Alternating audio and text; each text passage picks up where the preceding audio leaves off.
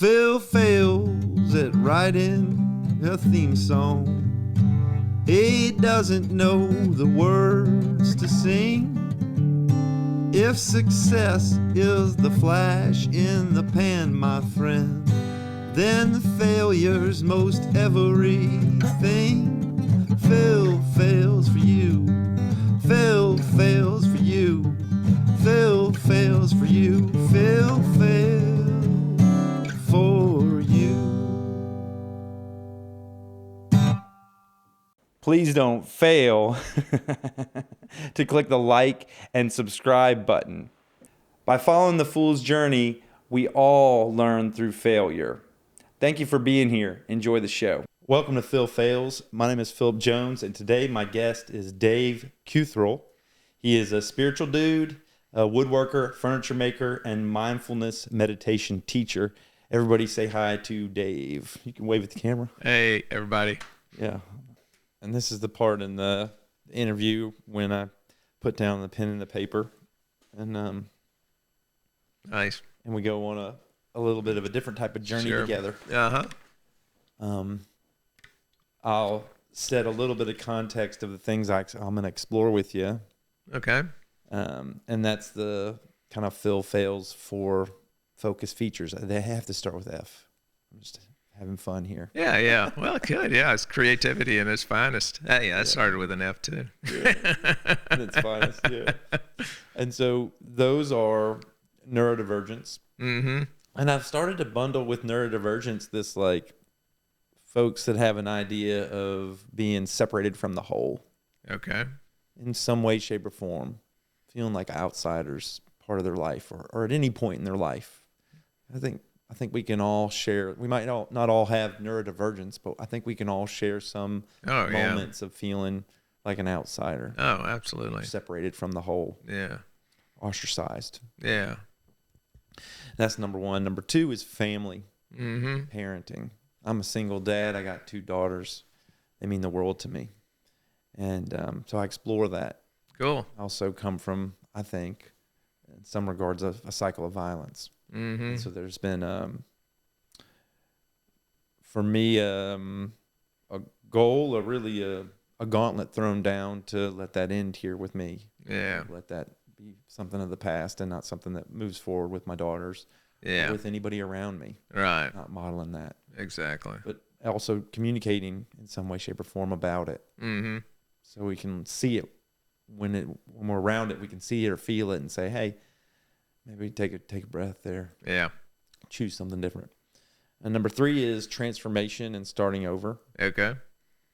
Those are kind of self-explanatory, but I'm at a place in my life where I've been a software engineer for a long time, and I think I want to conclude that journey and start over. And that's what has us in here with the microphones and the cameras and the lights. It's a part of that transformation.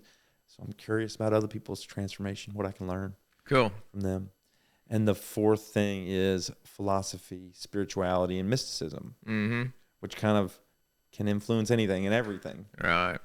And it's with those in mind that we'll move to the next section and learn about you, Okay. Dave. Super.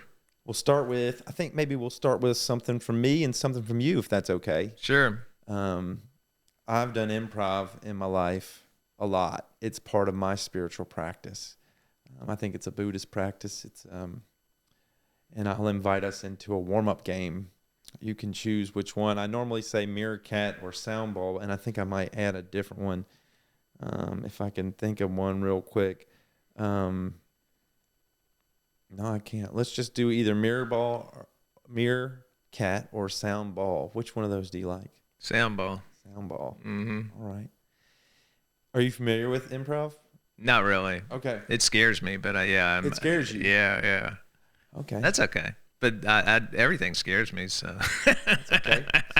Well, what we're going to do together is we'll there's a focus of the game, and I have it now. Okay. It's here within me.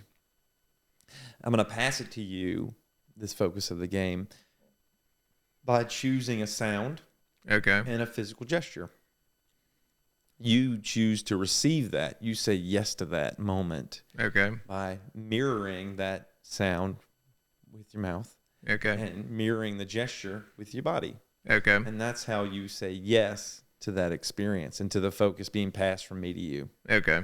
Then you put it down and you say "and" by adding something of your own to the game. And with that focus, you come up with your own sound and your own physical gesture, and you pass it back to me. Okay. And then we go back and forth like that, and we play a fun and silly game. Okay. The intention is to kind of ground us. Excellent. Invite fun and play. Okay. Nice. Are you ready? I guess. Okay.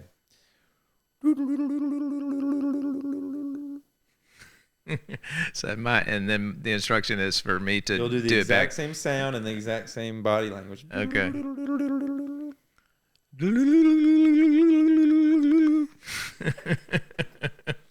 Now I give one back to you. That's right. Hoorah!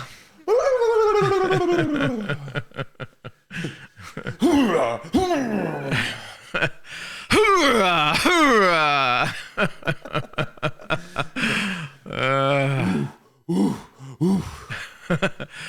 Oof! Oof! Oof! Doodle-doo, doodle-doo, doodle-doo. Doodaloo! Doodaloo! Doodaloo!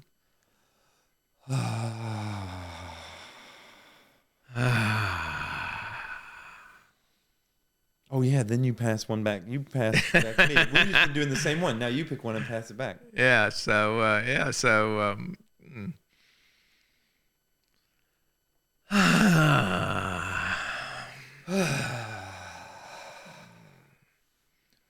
Boing. boing.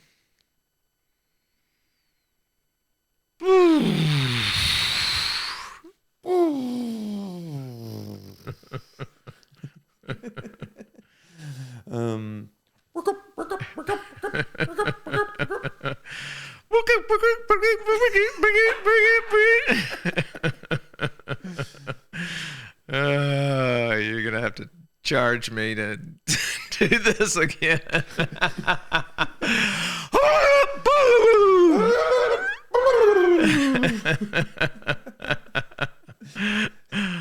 Help me understand that. What do you mean when you say? Oh, what I meant to say is I don't know. It's just kind of like I have trouble being silly sometimes. You know. You So, do? Yeah. So it's not, and especially when 3 cameras are rolling on me. So there's this way of wanting to being silly is dangerous. Yeah, being seen as silly for sure. Yeah, that's part of my upbringing for sure. Yeah. What happens when folks see you as silly? Oh, Playful. you know, it's that's the one thing I'm working through as being a teacher. Being seen is vulnerable, to put a word to it, and vulnerability. I'm still working on why it brings me shame when I show it. But I show it, and I feel the shame less and less every time. But it's part of the recovery process as well, as sharing from a vulnerable position. And that's a lot easier in a recovery room when the cameras aren't rolling. Makes sense. That makes sense. Yeah. Is there do you feel some shame now? I have a little bit. I had a really mild shame attack, yeah, but not much. Not nearly as bad as I had one about a week ago. What is a shame attack like? What does it feel like in your body? What thoughts come to your mind? What's that like? It's it feels like a dizziness, and a friend of mine described it. Oh, you just had a vulnerability hangover.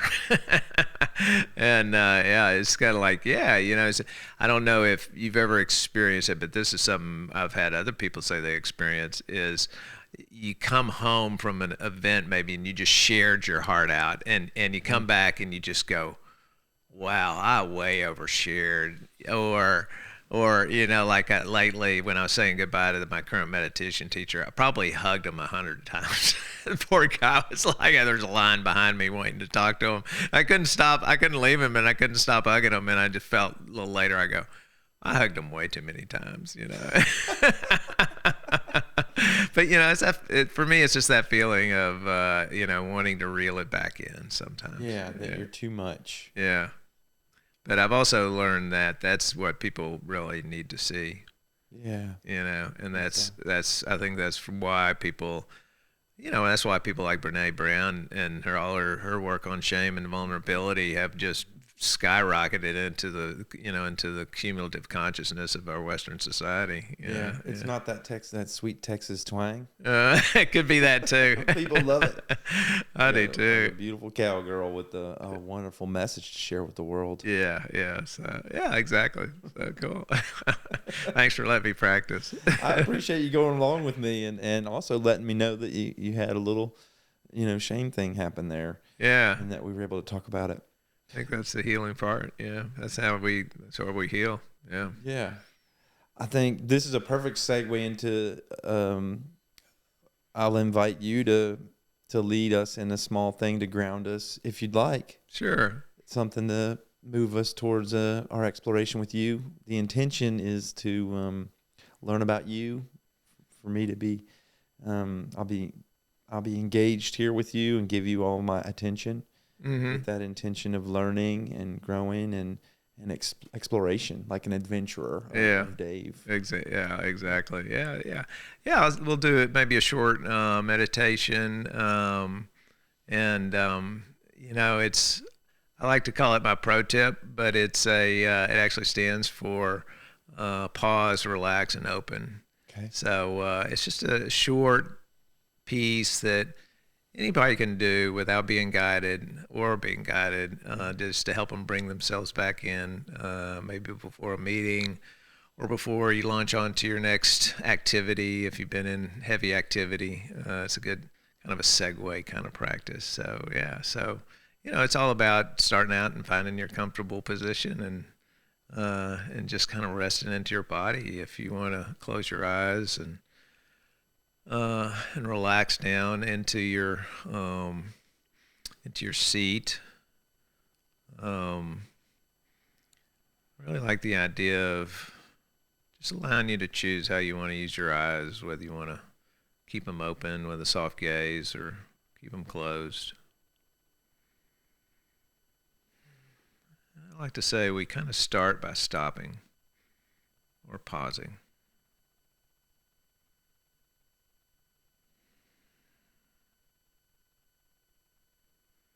You can take a few deep breaths and just kind of sink further into your chair or whatever surface you're feeling right now.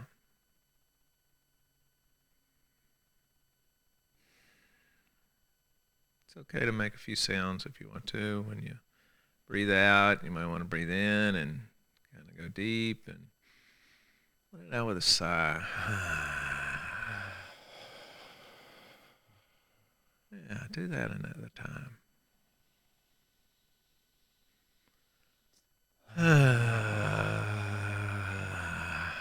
Something about that sound. I don't know what it is. Yeah, just come to a natural rhythm of your breath.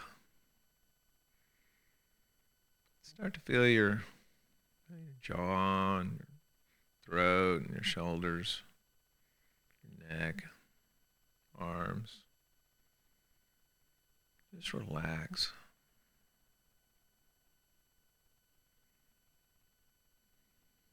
There's nowhere to be right now. The only place we are is here.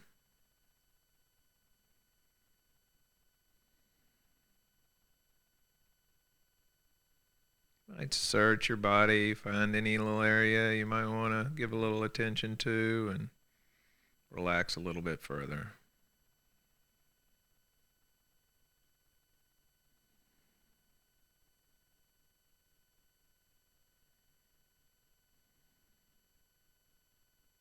Yeah, just like that.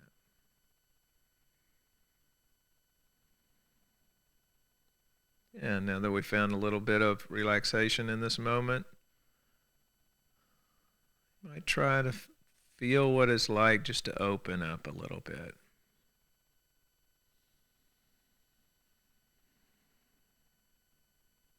I like to think of opening as a heart gesture. I like to open my heart to the world, to those I'm grateful for, to those that are suffering and that I want to just wish them some peace and happiness.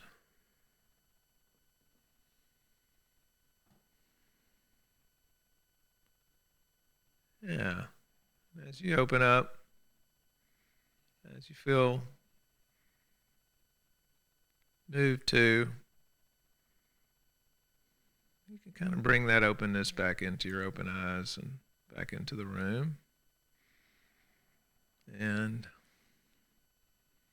welcome back. That works, Dave. That's just good medicine. Doesn't take long, does it? Feel it. Yeah. How does it feel different for you? I don't know. It's like a calmness at a certain point. Mm-hmm. A stillness. I touched. Mm-hmm. And I'm still there with it a little bit. Kind of hangs, doesn't it? Yeah. It's good.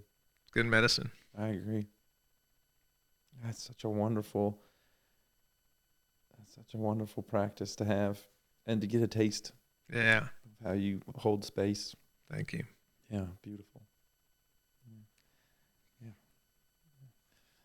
So I'll start this next section Sure. where I think we need to start. We start at the beginning, Sure. and that'd be a question of where you were born. Oh, yeah. Yeah. The old, I was born in a speeding car in Houston, Texas. Is that true? It's true. You were born in a speeding car in Houston, Texas? Yeah, yeah. In the back seat? In the front seat, right onto the floorboard. No way. Yeah. Dave, you got to be kidding me. Yep, that was in my dad. He always called me Speedy. You were born in the front seat of a Yeah, car? Mom didn't make it to the hospital. It was 4 o'clock in the morning, and Dad was trying to get there. Oh And, my goodness. yeah, I was Mom's second child, and she must have been just ready to go. But yeah, You were number 2. I was number 2. How many kiddos in the family? There's 3 of us. I'm the middle of 2 sons. The middle kiddo. Yeah. In a speeding car. Oh my God. What a story to tell that I imagine in the moment was traumatic for everybody. Oh, I imagine. And, my dad being who he was, he saw a cop who had some poor guy over 4 o'clock in the morning and pulled him over, was grilling him or whatever, going to arrest him. And my dad pulls up in the car, screams to the officer that he must escort them, give them an escort to the hospital. And he said the cop let the guy off, and he got a police escort to the hospital. What? Protecting and serving. Yeah, exactly. Wow. Yeah, pretty crazy, isn't it? Wow. What a wonderful, what a wild and exciting origin story. I think about it, and it's just, I've always had this lifelong impulse to get the hell out of there. Maybe it came at the beginning. I don't know. You had to get the hell out of there. Yeah. Oh my goodness. Middle child of 3 kiddos, boys, girls, brothers, sisters. All of them were boys, and older brother was about 2 years older. Younger brother was about 6 years younger. Okay. And we grew up in Houston, Texas. I tend to call it similar to the Leave It to Beaver upbringing, for those of you who go back to that show of, black and white show of Beaver growing up. But I went to the same high school, or the same school, kindergarten through 12th grade, had the same classmates. It was very contiguous upbringing. Lived in 2 different houses, but had the same next door neighbor for pretty much until I went to college. What part of Houston? It was Tanglewood area, okay. Briar Grove, over there off of Woodway, and near Woodway and Sage, and then we moved over near Woodway and Chimney Rock. My family was in Spring. Yeah. In North Houston. Yeah, I went to Kincaid. It was a private school, very small, kind of academically centered kind of. Did all the boys go to Kincaid? All of us, except my younger brother. He ended up, for a number of reasons, going to back east to boarding school when he got into middle school. So yeah, when I hear Kincaid, which is a pretty prestigious private school in Houston, and then I hear boarding school, I think maybe there was an affluence. That your family had. Yeah, there was. I was really privileged and grateful for that as I was growing up, but I was totally unaware of it. Yeah, it wasn't. We did not live large in those regards. But my grandfather on my mother's side was one of the 4 founders of Southland, which is 7-Elevens. So there was wealth that was created out of that, and then it was passed on to mom, and dad, enjoyed that as well. Yeah, so, 7-Elevens. 7-Elevens. Wow. When you think, I'm drawn back to these 3 boys and you being in the middle, and I think about birth order.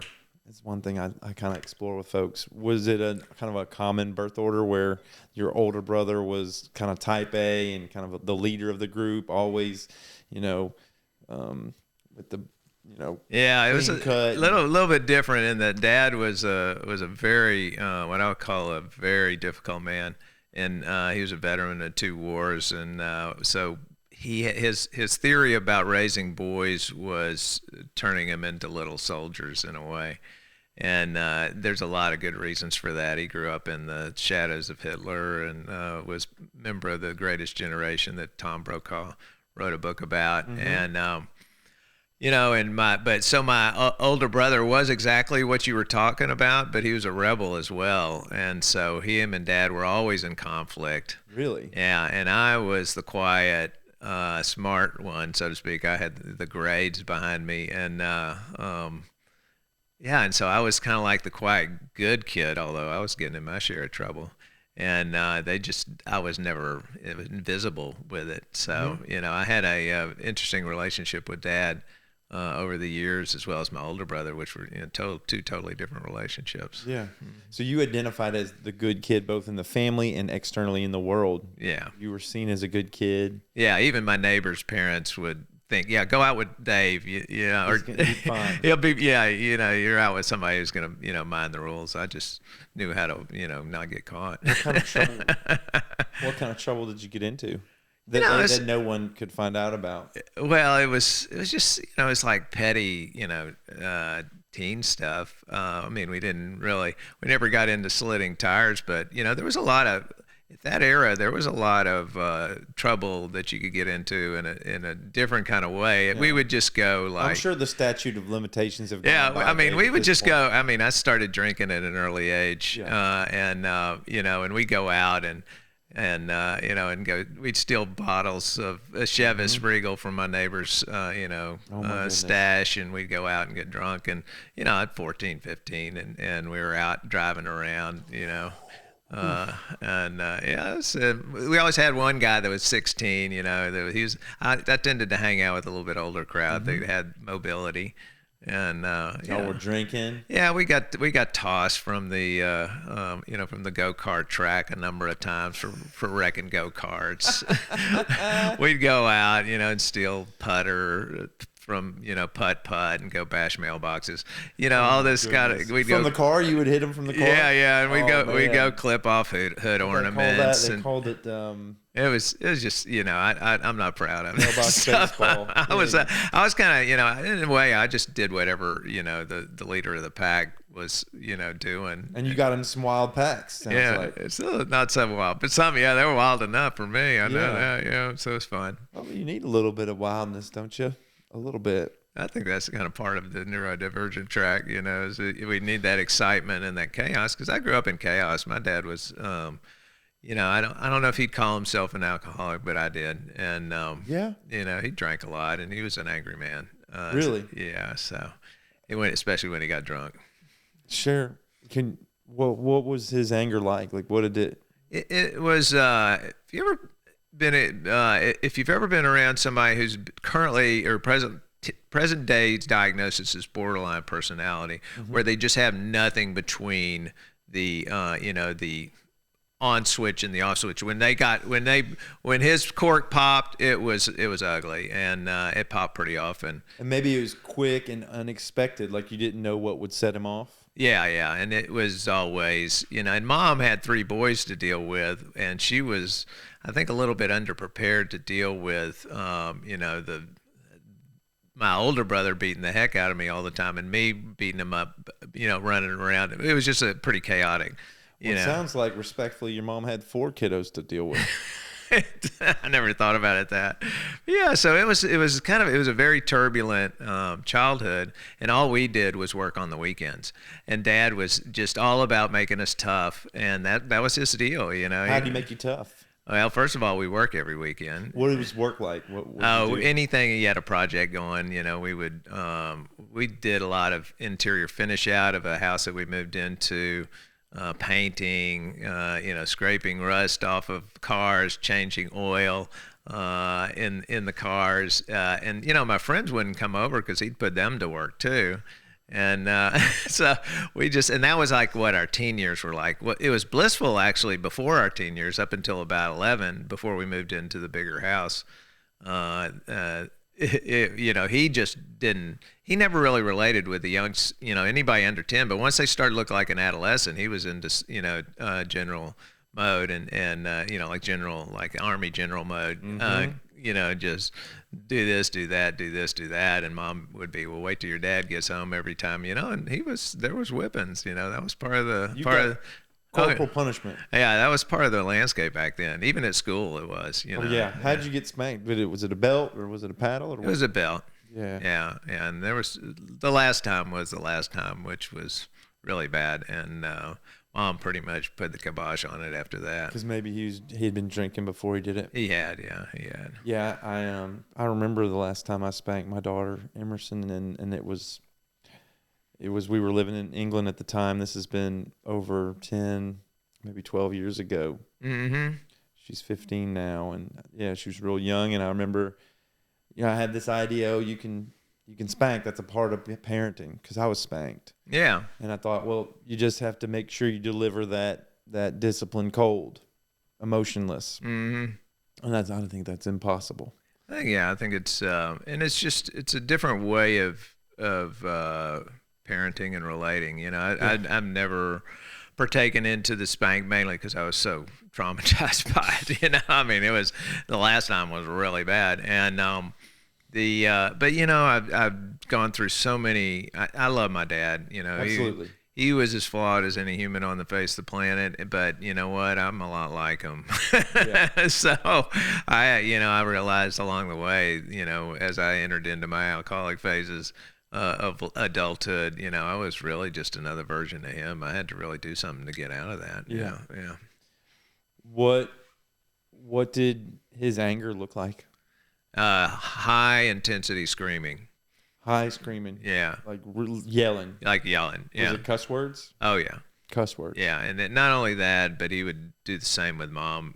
So I have a lot of memories later on in the evening after we had gone to bed, and he was just lit into Mom, and Mom was just this little petite lady that eventually stood up and divorced him. And you know, and she had a calm strength to her that just showed out. You know, it just took. She didn't want to. She believed that a divorce wasn't a possibility until we got out of into college. You know, that was just her upbringing, was that marriage. You know, you stayed married no matter what for the kids. Yeah. And you know, and I, in many ways, I still respect that. Yeah. And I haven't been able to do it, but you know, I kind of like I respect it still. Yeah. Yeah. Did he slam stuff around the house? Did he bang? Oh yeah. Slam doors and break things? Oh yeah. It was ugly. How frequent was that when he never really hit anybody? No. Other than the whipping, which was, you know, he never hit Mom. And it was, I don't know, it was often enough to be on high alert, you know, constantly. Yeah, this sounds really familiar to me. Yeah. This was the type of violence I was raised in. Yeah. It was emotionally violent, physically violent, only to the point of the whippings. He didn't never push anybody or the only fist fight I ever knew he got into was when he got robbed late one night and he beat up the robbers. So that was just like, as he says, those were two of the smallest robbers I've ever seen. It wasn't like he was even trying to be a hero, you know. He just he just triggers, you know. He just had his triggers, and when they went off, it was all bets were off and top blew. Is he still alive? No, he passed when he was 92. It's about 10 years ago. Okay. And how old are you? 65. You're 65. Yeah. Okay. Yeah. Your father died when he was 92. He lived to an old age. Yeah, he did. And Strong ticker. he did, and he, we made our amends for the last few years were great, but it was a long, kind of tense, relationship. Did he ever kind of handle his demons or change? I think in a way he did. Yeah, in his own way he did. And I don't know, you couldn't tie it to anything other than growing old. And tired. And tired. And then he had a health episode or scare in his later 80s where my older brother got in and really helped him out. And at that point, he really, I think he saw, the writing on the wall that he was mortal, and that something shifted in that time. And we had many laughing moments after that. Before that, they were kind of periodic, but not that often. But after that, he was so jovial, and his drinking pretty much disappeared, and was kind of some touch of death, or his finality, or his fragility. Yeah, I remember my and his dependence. Yeah. That he wasn't an island unto himself. Yeah, and that his relationship to others was going to sustain him or impact the quality of his life moving forward. Yeah. And also he had an impact on that. I remember my stepdad, who really was a monster in my mind growing up, changed when one of our cats, Ty, died in his arms. And after that, I believe he was forever changed. Wow. He behaved differently. I mean, from my perspective, the damage was done for me. I was already out of the house. This was, I was an adult at this point, but I noticed a difference in him. Yeah.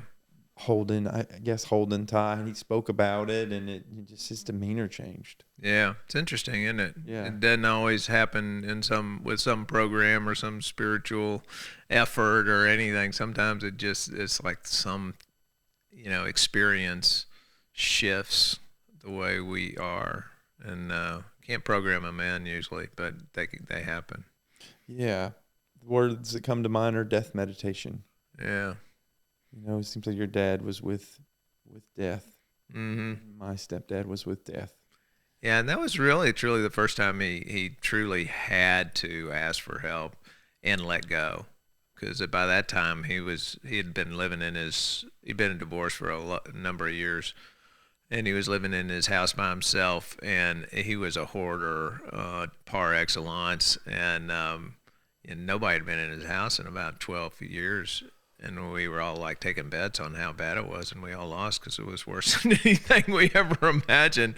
He hadn't thrown anything out, in 12 years or so. Oh my God. Goodness. So your younger brother came along a little bit later. Mm-hmm. Was he part of the pack, or how did he? No, he kind of was. He fit in. He was like on the periphery, and in many ways he was. I think he has some emotional demeanor issues that it just hadn't really ever he's never really quite dealt with. I don't know how to call it, but he's a really super loving kid. It's just that there was too much of a generation gap between us, being 6 years. Me and my older brother and I were a year and 10 months apart, so we were like, grade apart all the way up through. All the school experience, same school. John was growing up and becoming into adolescence when the parents were splitting, so they sent him to boarding school in Connecticut, and so he had to experience that whole being separated piece and not having a family, even as turbulent as our family was, when you don't have one, it's a whole different experience, and he had to go through that. Yeah. Yeah. You close with him? Yeah, we are now. It's he calls usually every week. I usually let him call because he's kind of hard to catch, but I talk with both of them regularly. Yeah. Yeah. So we kind of talked about your dad from anger perspective, and like this cycle of violence, it sounds like was really prevalent in your home. Mm-hmm. What did love look like from your dad? I I guess love looked like him. He told us he loved us a lot. The words. Yeah. The words were used a lot, and he also made it a point to take us on everything that he did. So we went on a lot of hunts. He was into hunting and fishing. So we did a lot of activities with him, and I remember a lot of messaging throughout those years is that, I love you enough to take you with me everywhere I go. And that was, if anything, this was the most positive experience out of being his son, is that I was brought up to do a variety of things, and also, in a way, just be hard set to put effort into life, because it was, we worked all the time.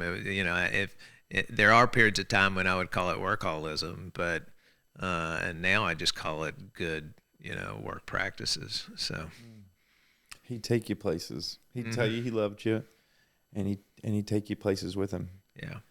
Do you remember times when you felt love with him?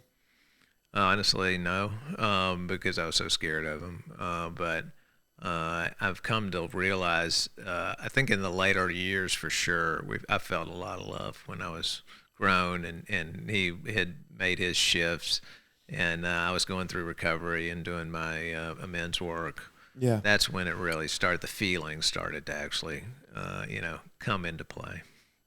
Yeah, this idea that you could say I love you all the time, but fear is going to mask or distort the reception or the transmission of love. Yeah, I like a joke with some of my friends. He'd always say, right before he whipped me, he'd go, "This is going to hurt me way more than it's going to hurt you." And I always go like, "You are out of your mind."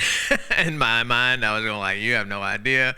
That can't be true." Whatever, that's just the way it was. And I'm sure, honestly, looking back on it, it had to hurt to hurt your son. I mean, I can see that now. Yeah. Yeah, and that's just the way that generation came to be. I mean, have you ever watched a Band of Brothers? Yeah. Yeah, or any of the or any of the World War II experiences. I mean, it was a horrible world to grow up in. Yeah. And we think ours is, and I just say go study history, man. Yeah. And I think we're still carrying the cross. We're still carrying on some of those traditions, unless they're intentionally, unless hearkening back to your share earlier about mindfulness meditation, unless we put our attention on these behaviors and on these types of experiences with the intention of changing them, of doing something different, doing something more loving and more compassionate. Yeah. And, in my life, part of my work is waking up a 46-year-old man, or whenever I woke up, and was seeking with vigor.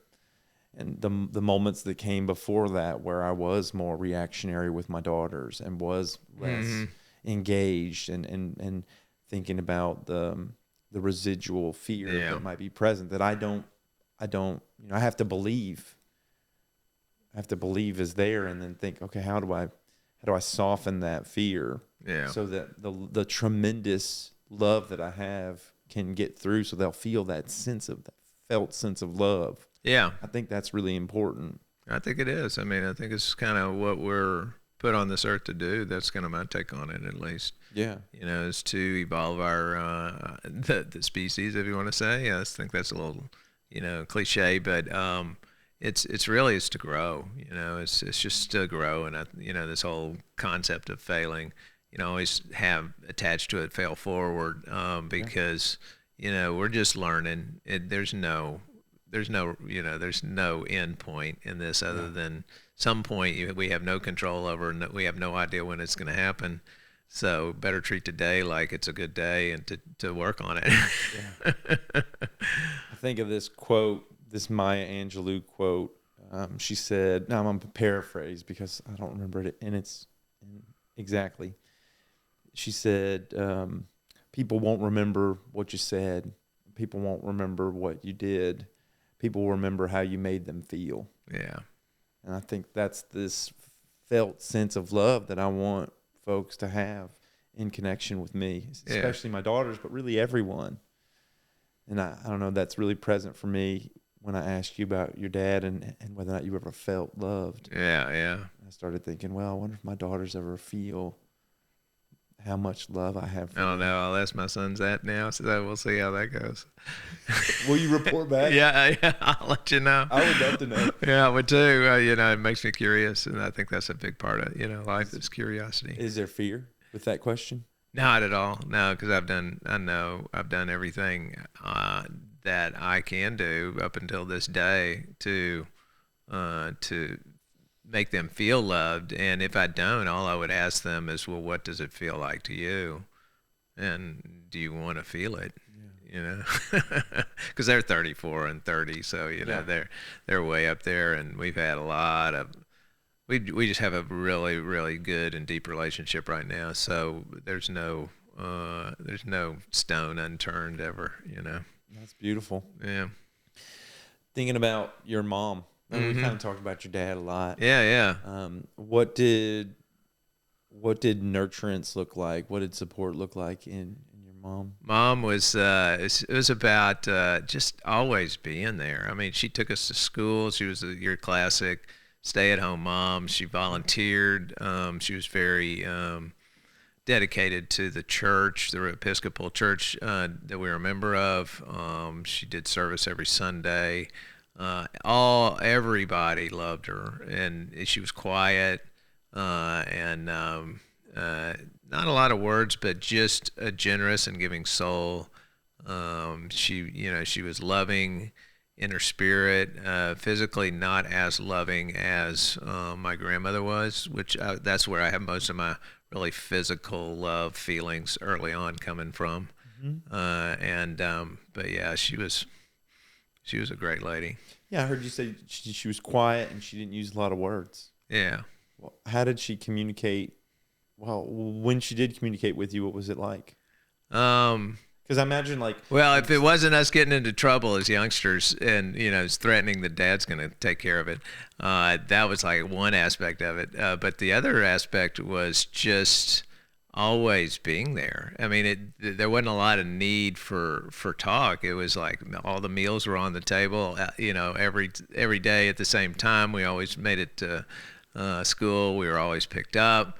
There was just this constancy of her being there, and I don't think that needs to have some sort of love attached to it, or words attached to it. It's just like she was always there, and I never doubted. And as we grew up, and as I got to be an adult, we would relate on adult terms or on adult issues really well. I mean, yeah. Did you have that felt sense of love with your mom?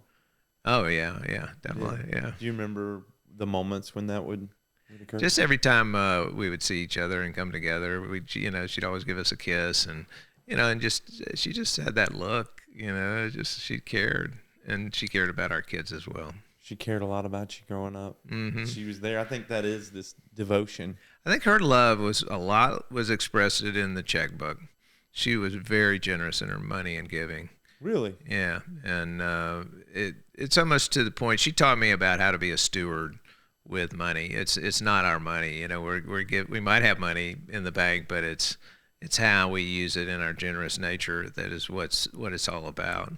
And she was extremely generous all the way through adulthood. Yeah, and she passed that on to you. Yeah.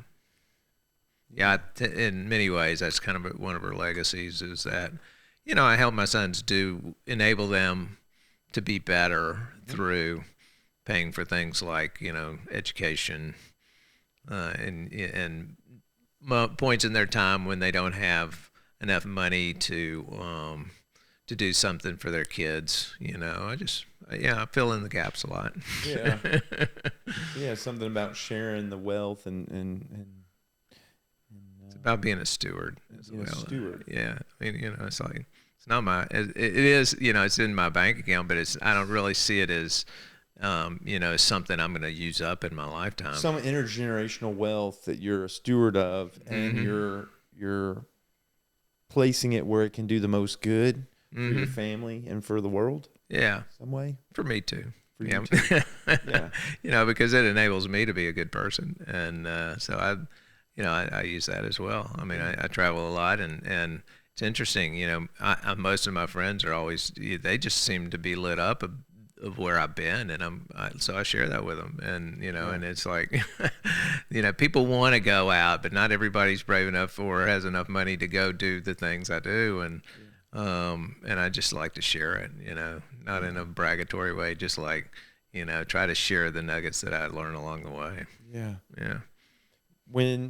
From when you were born, conception until you left your home, were there ways that you defined yourself?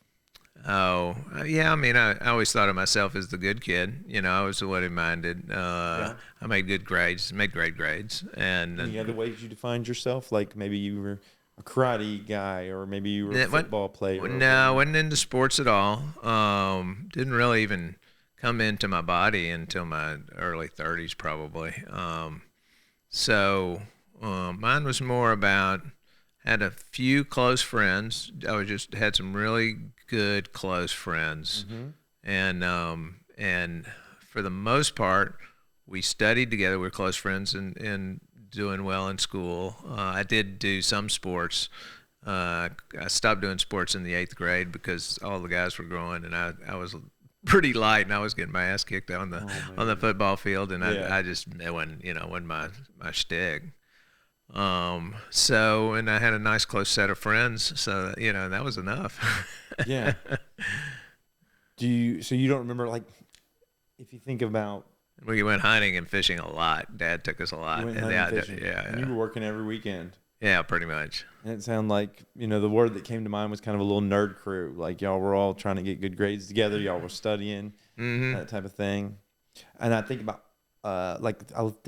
John Hughes' film, The Breakfast Club. Mm-hmm. You remember that? Yeah. And I think, like, which one of those guys would you have been? Oh, I don't know. I don't remember that one well enough. But yeah, it had the I would have been the nerd. I would have been the quiet nerd for sure. I mean, Dad called me for years, Silent Sam. I'd swear until I was about probably in my 20s. I couldn't understand how adults could have a conversation that went on more than like one sentence. I would be a one or two word or a one sentence kind of person. Yeah. So I didn't really learn how to. My mouth didn't start opening, working until I was in my 20s. Really. Were there things you wanted to say but didn't know how, or how? I'm sure. No, it's more just a state of puzzlement. How are they doing it? it was just like, wow. I remember watching adults having conversations, and I'm going like, man, I don't know how they're doing that. Wow. That was internal. I was very internal growing up. Until how old? I started to come out of it in my 20s and in my 30s for sure. Your 20s and 30s. Yeah. Did you go to college? Yeah. Where'd you go? Yeah, actually, it's probably 17, 18 when I started at college. Started opening up my second year of college. I really started opening up. I got into a local fraternity and had the kind of friends that I really wanted to have, and that's when. And then I got a girlfriend who I eventually married. So I had like one girlfriend up until that, and never dated. I was just kind of like very introspective. What kind of college kid were you? Well, I still made good grades. And you were studying what kind of discipline? Eventually ended up getting into what was called pre-engineering at the first school. So, and then I ended up getting into A&M and studying mechanical engineering. So, let's see, kind of when I started, we were kind of the Jerry Jeff Walker fraternity, if you want to think of it that way, or the the Ray Wiley Hubbard. We were a bit on the cowboy side, beer drinking, pot smoking crew. Didn't really get into a lot of trouble, but we had a lot of parties. And it was a really good, rich college experience. It was a small town. It was up in Sherman, Texas. And what was the school? Austin College. Austin College. Yeah, it's a great college, and it was just I still am good friends with half a dozen of those folks. Yeah. You had a good time?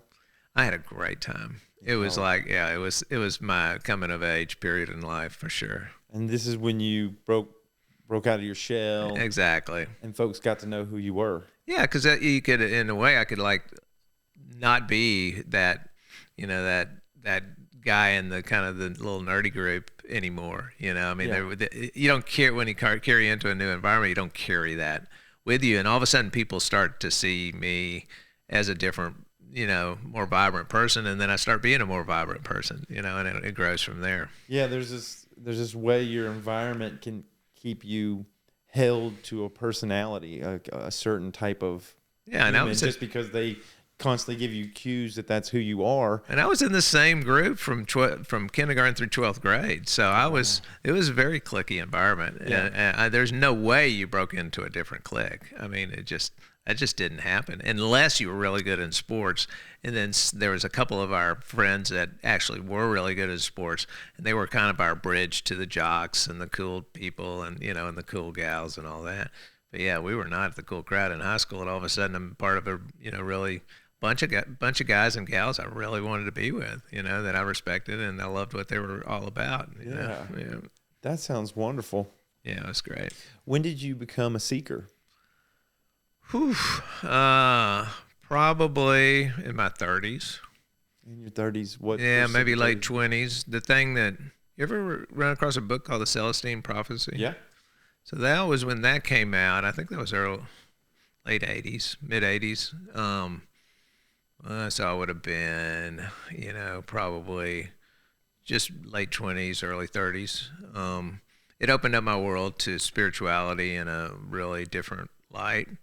And then at that time, I mean, I think all addicts are spiritual seekers, in a way. They're seeking that, but they're seeking it through the wrong channel. Mm-hmm. I was seeking it through the wrong channel.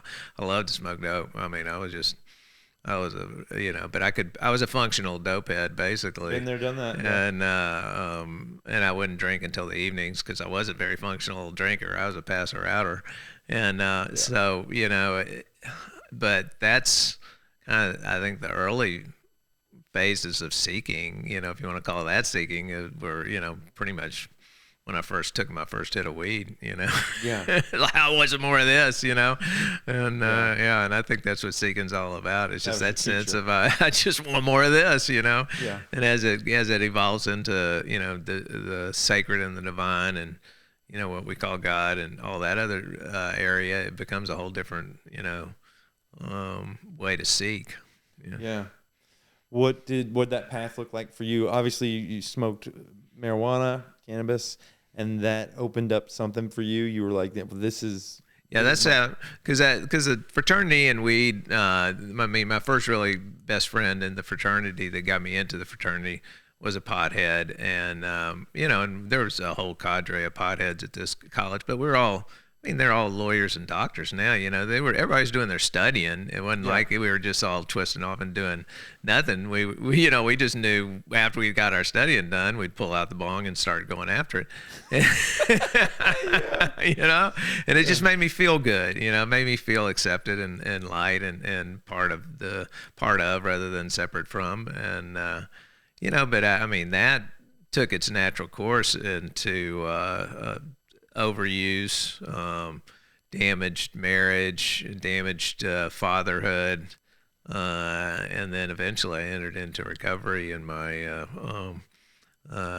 mid to late 40s. What was marriage like? What was this kind of? What did?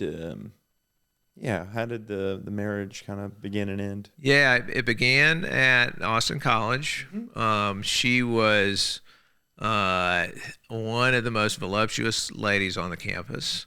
She was way out of my league. Yeah. And I, in a very, what do you call it? In a moment where I thought I had a shot, I had her I had a friend of mine set us up on a double date, not to her knowledge. She had turned me down on a date several times because I'd asked her at the last minute. I was just classic. Didn't know how to deal with gals at all at that age of life. Still working on it. But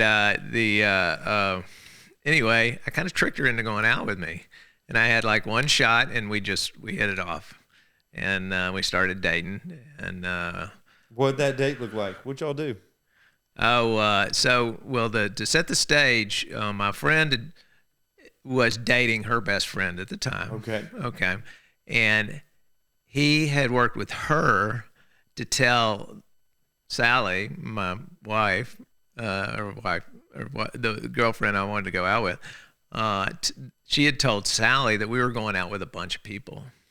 Mm-hmm. So Chip and I show up. Double date. Actually, it was Doug and I. Chip was his brother. So Doug and I show up, double date, and she has this look on her face like, I've been had. Yeah. Bamboozled. Hoodwinked. So we went out to dinner, and we had a great dinner, and we just, I just knew at that point I had to be, who I could be, and just turn whatever charm I had on, and then we played a game of Cardinal Puff, which is this kind of drinking game. And, and we just had a great date. And then after that, it was like, we just started dating after that. Yeah. It worked out. It worked out great. And we got married. I mean, she was the love of my life, still is. I mean, there's a lot of backstory since then. But, we stayed married for 26 years. And then we eventually divorced, separated, and then we became friends again. And then we dated again for 5 years. And then we ended up splitting, and I'm still live right around the corner from her. We still are very much part of the same family. Yeah. And get together with the boys all the time. Y'all had, how many kids did y'all have? 2 sons. 2 sons. Yeah. What was your way of parenting like? And did it have any symmetry or any kind of like carryover from your dad? Oh yeah. It was a real evolution for sure. Did you work those boys every weekend? No, I let that one drop for sure. I was more about letting them just have their fun, and I worked every weekend. That one didn't get, but I didn't really. I never really put it on them. I never even thought about that. But yeah, that's one of the areas I just kind of drew the line in, and but until my younger son was about 11. 10 or 11, about the age that I kind of started to shift. I was very much a hard disciplinarian, grounding, kind of dad. Never whipped him, but I'm pretty sure I yelled at him a fair amount. Cussed? Yeah. Like your dad did. Yeah. And anyway, that kind of kept going for until I had this one awakening moment with my younger son, and it was just like, it was transcendent in nature in that it was in a moment I saw I'd become my dad. It was just a moment of tension. I was holding him down.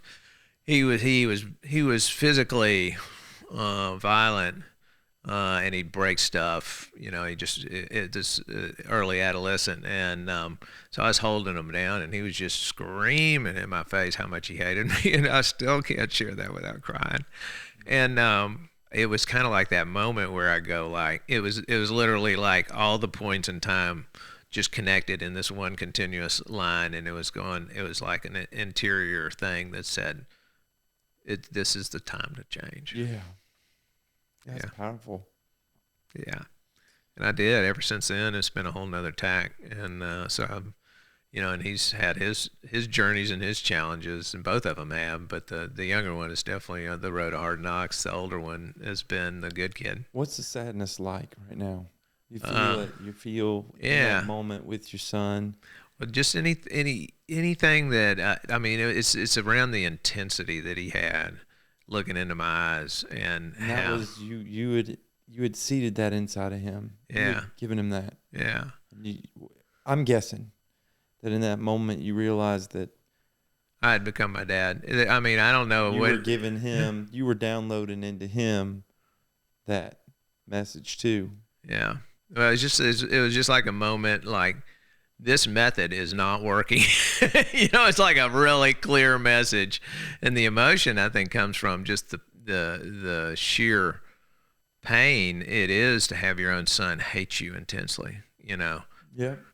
Yeah, my daughter's Or my son hate me intensely, not you. That's me, I mean, he hated who I was in that moment more than anything on the face of the planet. yeah. My the daughter's in she's in a residential treatment center right now. She's 12. And I read one of the progress reports, and when everything was going on, and she said, my dad's a horrible person. I hate him. I wish he would die. Yeah, and I carried that same hatred with my dad for many years. So I understand I'd do that. anything to,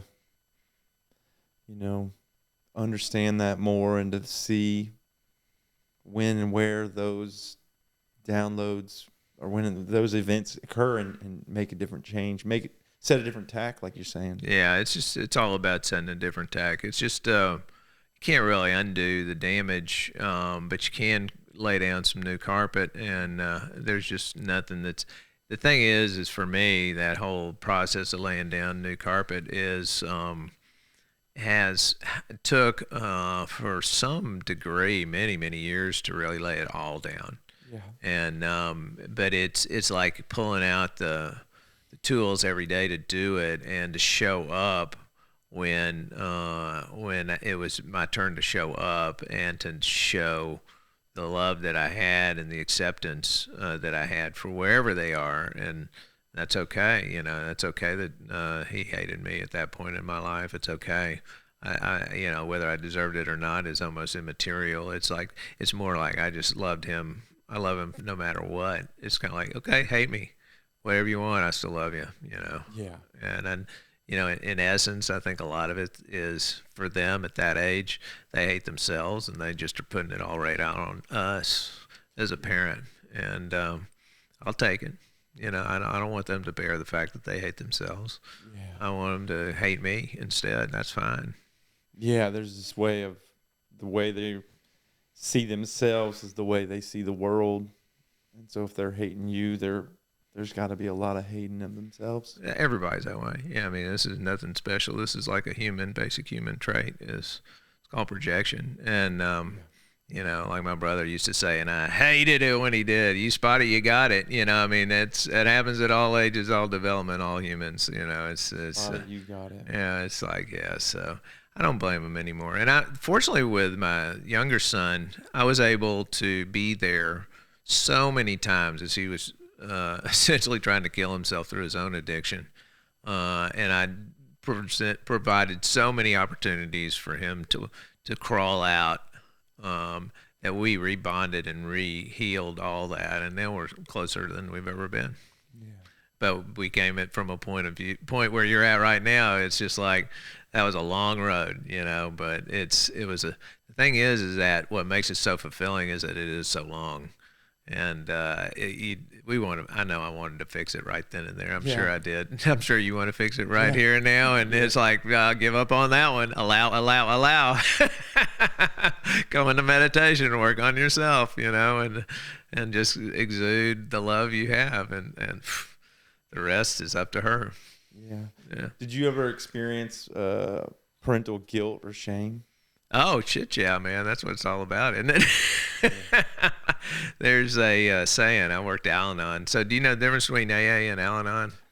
You can explain it to me. So AA is the 12-step program for addicts and alcoholics. Okay.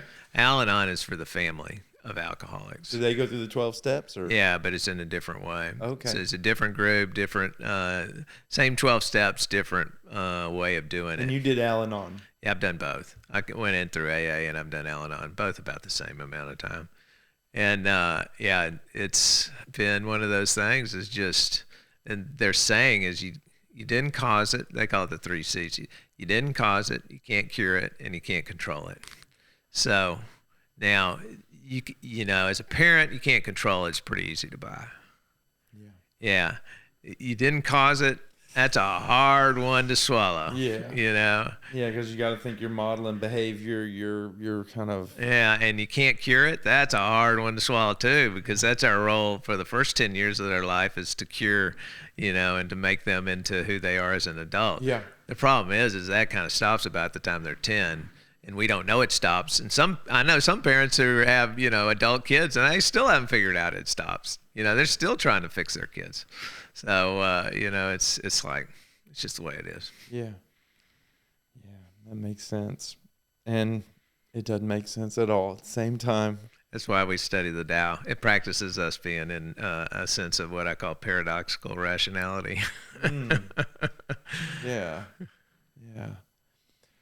Well, you studied to be an engineer?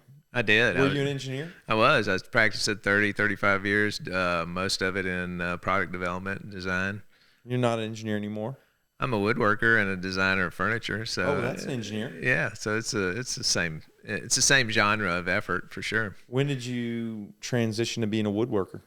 About 10 or 12 years ago, when I more or less retired from tech. I was in tech for many years, and I retired when Mom died. It wasn't like I made some big amount of money. Mom just passed the wealth on to me, and then I ended up retiring and starting my journey as a craftsman, because I think creativity and craftsmanship is like been the last 10 years of my spiritual journey. Is how do you learn to do something in depth and in flow without spiritually developing is the question I've always carried.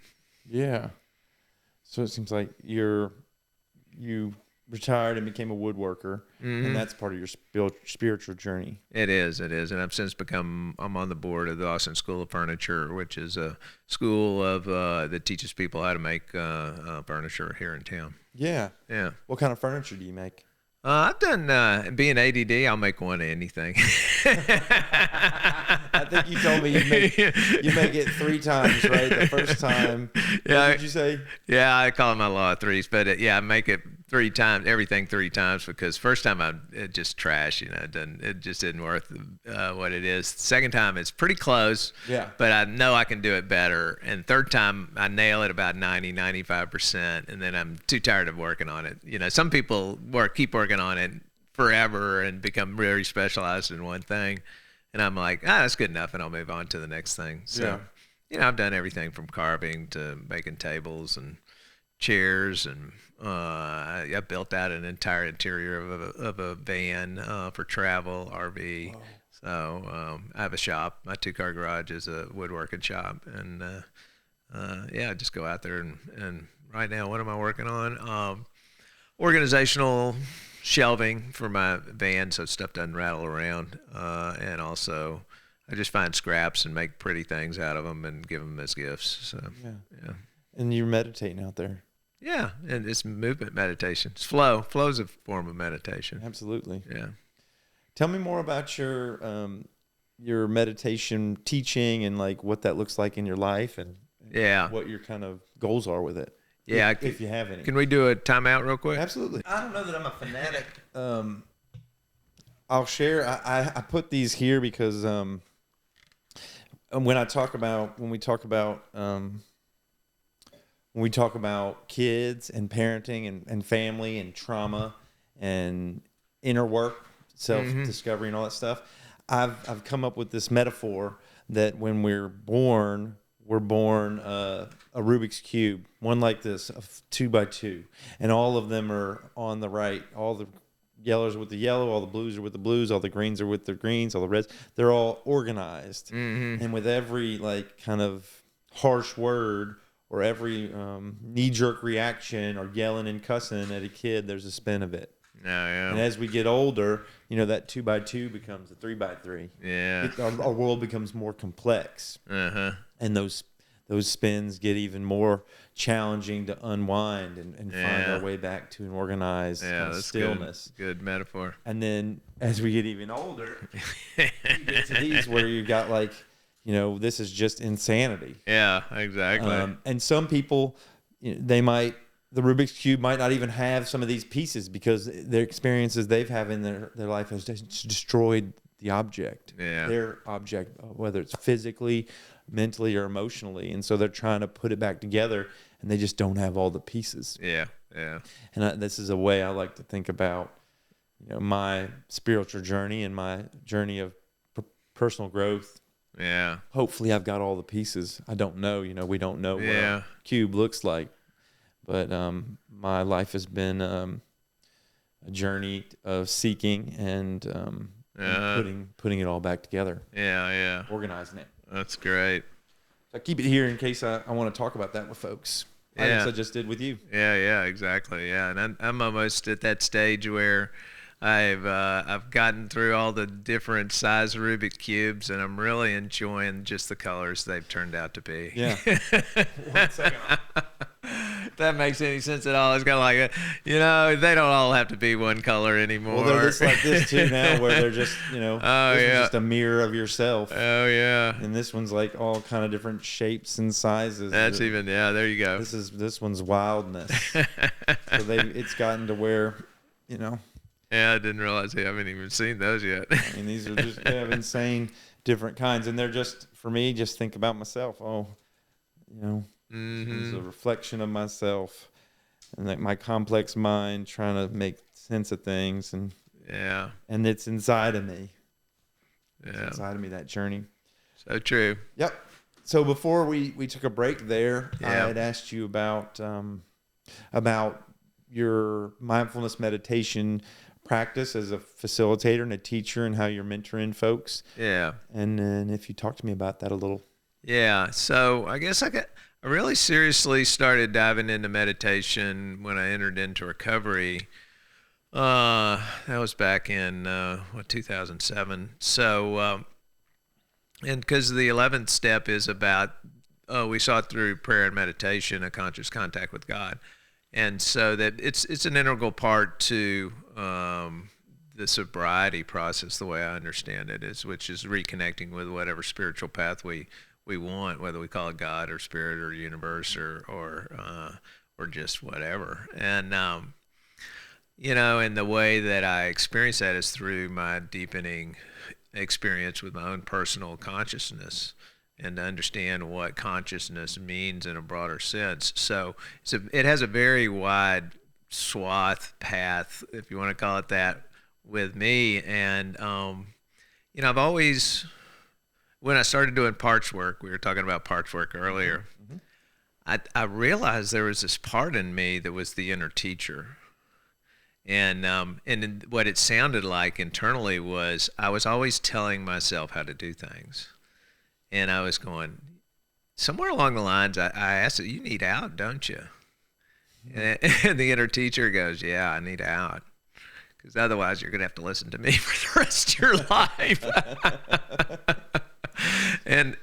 So I had to kind of like reframe, because my dad was like, anybody who sounds like they're an authority turns me off for some reason. And I think it has to do with my dad. It was always the authority. And, so, I've learned how to teach without being an authority, and that was the big jump I needed to make in order to be able to step into teaching. Meditation's just my lifeblood. I don't know why anybody wouldn't want to do it, but now I know why everybody doesn't do it. But if that's a paradox in and of itself. But I've just always loved it. But I also know it's the foundation for really a better life. And so I want to just get out there and help people find that if they want to. Yeah. Yeah. And you're doing one-on-one with folks? I start out one-on-one. I'm actually working with James one-on-one right now to develop a class that we'll teach online with him. I've worked for many years one-on-one as either a coach or as a sponsor, a spiritual guide of sorts, if you want to label it that, in a number of years in that role. And I just want to move more into a role of teaching. And my current initial tack is to teach in recovery centers, recovery programs like, it's called PHP, it's at Phails, and it's like partial hospitalization program. Yeah, exactly. Detox a little bit too early to teach into. And then residential, I could go out and teach into the residential centers, or I could teach into the PHPs, which are the day-long programs. And so I'm just exploring that. I don't know where the fit and the need is, but so far I have found a real willingness and enthusiasm in the recovery centers, and a real willingness and enthusiasm amongst the people there, not just the staff who wants you there. It's like, these, for the most part, people who are entering into this phase of life, they're coming from a spot of brokenness, and they're ready willing and able to try anything to get them back to a better spot in life. And so they're very willing and very enthusiastic, and I think that's a necessary component for being a teacher. I don't want to teach. I'm not trying to convince anybody of anything. Yeah. Yeah. Well, you're in good company. The first interview I had was a man named Bob Peck, and I actually am producing or co-producing his podcast called Breaking the Veil.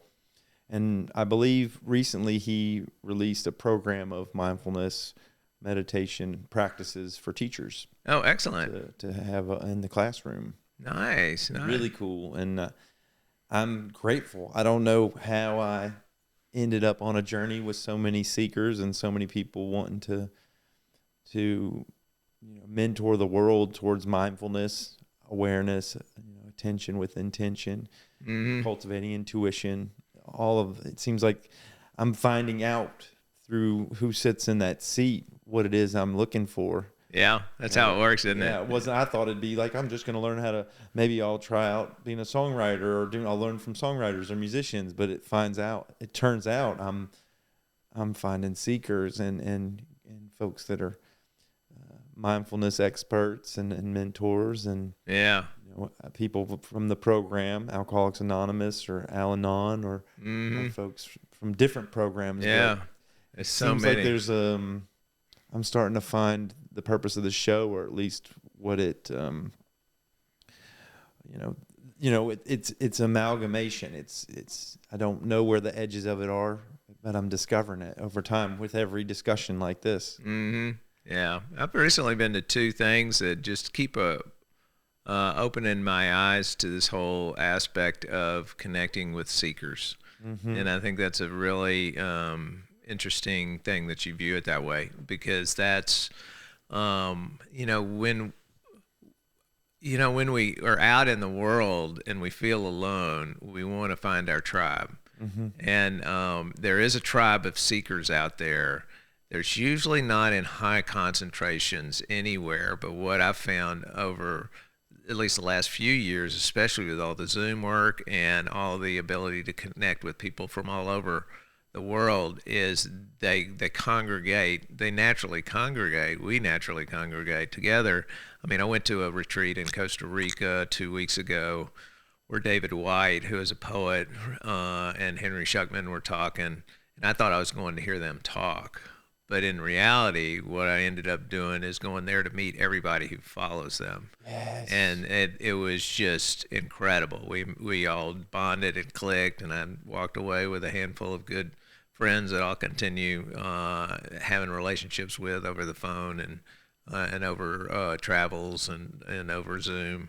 And then I just went to another Zen retreat. Same thing happened. Just all the seekers congregate. And for most people, when it's their first experience in being in a group of like-minded folks, it's super powerful. Yeah. Because, I mean, my buddy, he was crying at breakfast yesterday because he had found a community. I mean, he had to go to the bathroom. He was so deeply, moved by the fact that there are people out there that he can connect with. And he thought he was a, what I would call a deconstructionist Christian who had walked away from the evangelical church. Yeah. And he was seeking, in a big way. That's a perfect segue as we start to land this plane. I think about how this conversation in our phone call the other day is the beginning of a conversation that we could have over time. Oh, yeah. We're both kindred spirits, seekers on this journey, and I'm really grateful for the time we shared today, and optimistic to find folks in my flock. Yeah, and likewise, it's always about, for me, is every opportunity like this is an opportunity to create a greater awareness and a greater community, and it just unfolds. There's no way to direct it or to make it happen. It's more of a blossoming of life, is bringing people together. And just by the fact we're sharing this in this moment, and when people are listening to this, it's in their current moment. Yes. And we all live in this moment, whether you're listening to it here in the room with me and you, or whether you're listening to it online, a week or 10 weeks later. It's what we can do is we connect in this moment around who we are. And then that way we gather when we are in the same spot and we really connect deeply. Yeah, that's beautiful. I love it.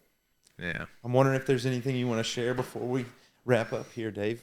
I just would love to continue to be involved in this community. And if anybody ever has any issues with alcoholism or Al-Anonism, give me a shout. I'm always open to help you find a meeting. And if you're not into that flavor of recovery and you just want to connect, feel free to. Yeah. Yeah. That's wonderful, Dave. Can I have a hug? Yeah. Hell Hell great.